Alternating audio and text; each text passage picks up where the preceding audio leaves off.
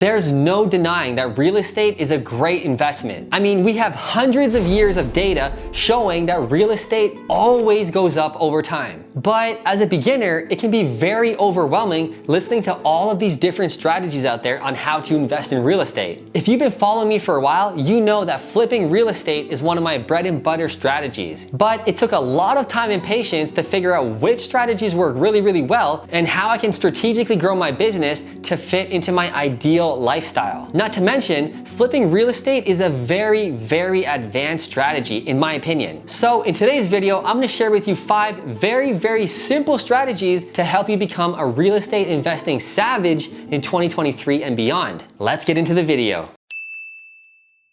Number 1, we have house hacking. Now, house hacking is a great strategy for newbie investors and especially for younger real estate investors who want to get in the market, don't have a lot of money, but understand the importance of owning real estate for your long-term portfolio. Now, there's this saying out there that 90% of millionaires have done so all through real estate. I don't know if that's true or not, but it probably is. Real estate is by far the best investment you could ever make. So if you can buy real estate as young as possible, I know you don't have a lot of money, but house hacking comes into play here to help you buy that house. So house hacking is renting out rooms in your property, or the more popular one is doing a duplex conversion or just buying a duplex, which is 2 units under 1 roof. So typically you would move in maybe on the main floor and you would have a tenant in the basement helping to pay your mortgage every single month. And in a lot of cases, you're living for free. So if you're like a 20-year-old, 22-year-old real estate investor living for free, having someone else in your basement pay all your mortgage, that's pretty fucking badass. Now, if renting rooms in your house is a little weird and you find it kind of creepy to have someone just like down the hall living from you, using your kitchen, I understand that. But like I said, the more popular way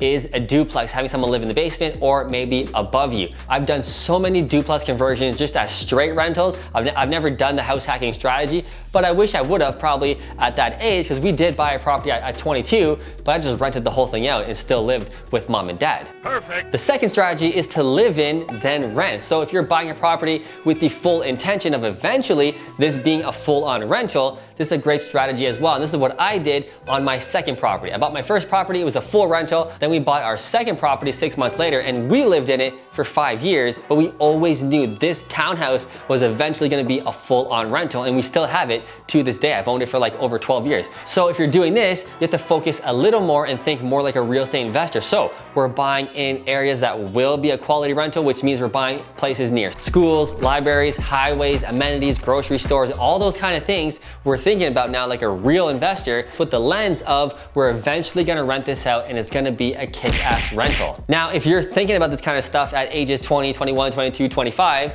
that is badass because you're thinking long-term and you're being a smart person when everybody at your age is just partying and living it up. Now, the real pros to this strategy is that the down payment is lower because now that you yourself are gonna live in this house, your down payment is gonna be way lower, probably 5%. If you're buying Canada. In the US, I think it's still 5% down for you to buy your primary residence, whereas if you bought a straight rental property, it's 20% down. So guys, start thinking for the long term. Now, the third strategy is the live in, then flip, which is a much sexier strategy. You see it a lot more on HGTV, and that's where you buy maybe a piece of crap property, you live in it while you renovate, which really sucks, but then you sell it later for a profit and move on to the next house. Maybe do it again, or maybe you buy a rental property with those profits and then you buy 2 houses, who knows? But the live in and flip is also a really popular strategy and has a really good pros because you'll be paying less in taxes. So in Canada, if you're buying a property that is your primary residence and you sell it after 1 whole year, you don't pay any taxes on that money because that was your primary residence. Whereas if you're a flipper like me and you flip it in like 3 months, 4 months, you're paying full tax on that active income. Now in the US, for you guys, I believe you have to live in your house for 2 years, then you can sell the property tax-free. So if you're having this long-term plan of doing this renovation over the year or 2 you're living there, selling it for a profit, that is awesome as well. The other really good pro to this strategy is that financing is way cheaper because the bank thinks you're just getting this house for yourself. So you'll get a regular mortgage. Whereas if you're a flipper like me, we have to do private lending. So I'm borrowing money at 12, 13, 14%, etc. Or getting a mortgage from some B lender at 8%, 9%. Whereas you can get your mortgage for much cheaper. The fourth strategy is a Burr: buy, renovate, refinance, rent, repeat. Did I say that right? I think so. So kind of stepping away from the baby newbie strategies where you live in the house and deal with tenants and stuff like that, which is a great strategy and all. Now we're getting into more real estate investor territory. So the Burr strategy basically means we're typically buying a piece of crap house, or we're gonna buy a house and turn it into a duplex, really upping the value. Whether you do that through renovations or through changing the zoning and changing the use of the property, which is my favorite way of doing a Burr. The whole idea is you're buying a property low, you're doing all these changes to the property, upping the value, and you're gonna refinance up here, hopefully pulling your money out of the deal so you can do it again, and really hopefully pulling all your renovation money and more so you can do it again as well. Now, I have a ton of videos on my YouTube channel explaining the Burr strategy and showing you what that is. If you go to my YouTube channel and type in duplex conversion in the search bar on my channel, you'll see so many duplex videos where we buy this kind of piece of crap property, we change the zoning and change the use of the property, jacking up the value like crazy, refinancing, paying out my partners, and doing it again and again and again. And the last wicked strategy to become a real estate investing master is number 5, private lending. One of my favorite strategies, and probably more so geared towards real estate investors that have done a lot of deals in the past and now they have a lot of money, maybe from selling properties that they've held for 5 years, 6 years, 7 years, or you've done a couple flips and now you have all this profit. We can take that money and private lend it to other flippers, kind of like myself.